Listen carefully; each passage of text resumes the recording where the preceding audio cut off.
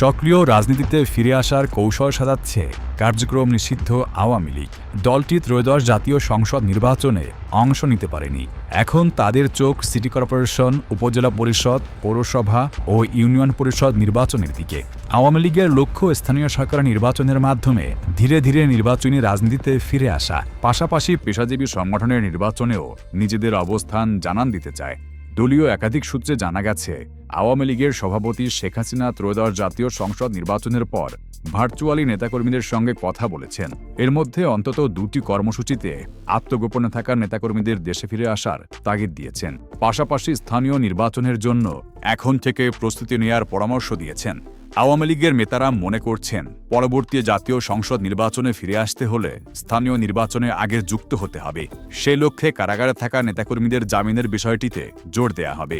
একই সঙ্গে আওয়ামী লীগের কার্যক্রমের উপর থাকা নিষেধাজ্ঞার প্রত্যাহারের জন্য সরকার ও আন্তর্জাতিক মহলের সঙ্গে যোগাযোগ বাড়ানোর পরিকল্পনাও রয়েছে। পেশাজীবী সংগঠন, বিশেষ করে আইনজীবী সমিতির নির্বাচনে সক্রিয় রয়েছে আওয়ামী লীগ সমর্থিত প্যানেলগুলো। ফেব্রুয়ারিতে কয়েকটি জেলা আইনজীবী সমিতির নির্বাচনের ফলাফলে দলটি কিছুটা আশাবাদী হয়ে উঠেছে। সর্বশেষ গত 28 ফেব্রুয়ারি কক্সবাজার জেলা আইনজীবী সমিতির নির্বাচনে 17টি পদের মধ্যে 7টি পদে জয়ী হয়েছে আওয়ামী লীগ সমর্থিত প্যানেল। যদিও সভাপতি পদে বিএনপি সমর্থিত এবং সাধারণ সম্পাদক পদে জামায়াতে ইসলাম সমর্থিত প্রার্থী বিজয়ী হয়েছেন। এই প্রেক্ষাপটে আগামী 13 ও 14 মে অনুষ্ঠেয় সুপ্রিম কোর্ট আইনজীবী সমিতির নির্বাচন বিশেষ করে গুরুত্ব পাচ্ছে। দেশের সবচেয়ে মর্যাদাপূর্ণ এই আইনজীবী সংগঠনের নির্বাচনে শীর্ষ পদে জয়ের ব্যাপারে খুব আশাবাদী না হলেও অন্যান্য পদে ভালো ফলাফল করার লক্ষ্য নিয়েছেন আওয়ামী লীগ সমর্থিত আইনজীবীরা।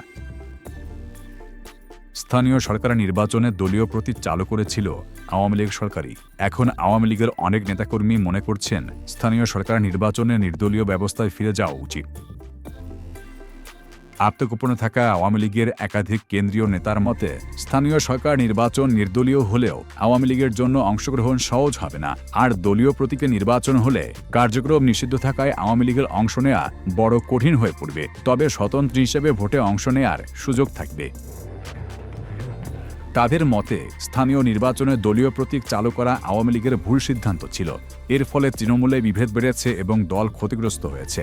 বিএনপি সহ অন্যান্য রাজনৈতিক দলগুলো একই ভুল করবে না বলে তাদের ধারণা।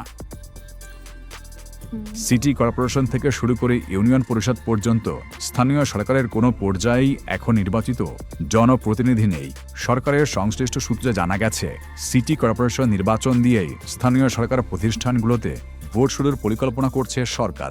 এরপর ধাপে ধাপে পৌরসভা, উপজেলা পরিষদ, জেলা পরিষদ এবং ইউনিয়ন পরিষদ নির্বাচন করার পরিকল্পনা রয়েছে। ইতিমধ্যে স্থানীয় সরকার নির্বাচনের প্রস্তুতি নিতে নির্বাচন কমিশনকে আনুষ্ঠানিকভাবে চিঠি পাঠিয়েছে স্থানীয় সরকারি বিভাগ।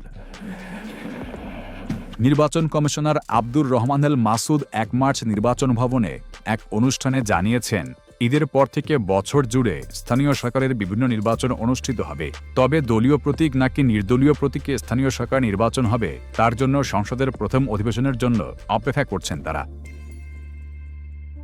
লেখক ও রাজনৈতিক বিশ্লেষক মহিউদ্দিন আহমদের মতে, স্থানীয় সরকারের নির্বাচন নিঃসন্দেহে কার্যক্রম নিষিদ্ধ আওয়ামী লীগের জন্য একটা সুযোগ। দলটির চিহ্নিত ও গুরুত্বপূর্ণ অনেক স্থানীয় নেতা হয়তো হয়রানির ভয়ে নির্বাচনে অংশ নেবেন না। স্থানীয়ভাবে অনেক জনপ্রিয় ব্যক্তি আছেন যারা নিজ দলের শাসনামলের সুযোগ পাননি, তারা হয়তো এবার নির্বাচনে অংশ নেওয়ার সুযোগ পাবেন। আওয়ামী লীগের নেতারা মনে করছেন, পেশাজীবী সংগঠনের নির্বাচন তুলনামূলকভাবে সহজ, কারণ সেখানে দলীয় রাজনীতির প্রভাব থাকলেও এতটা তীব্র নয়। কিন্তু স্থানীয় সরকার নির্বাচনে প্রার্থী নির্ধারণের পাশাপাশি সাংগঠনিক ও মাঠ পর্যায়ের নানা প্রস্তুতি নিতে হয়। ঈদুল ফিতরের পর তারা সেই প্রস্তুতির কাজ শুরু করার পরিকল্পনা করছেন।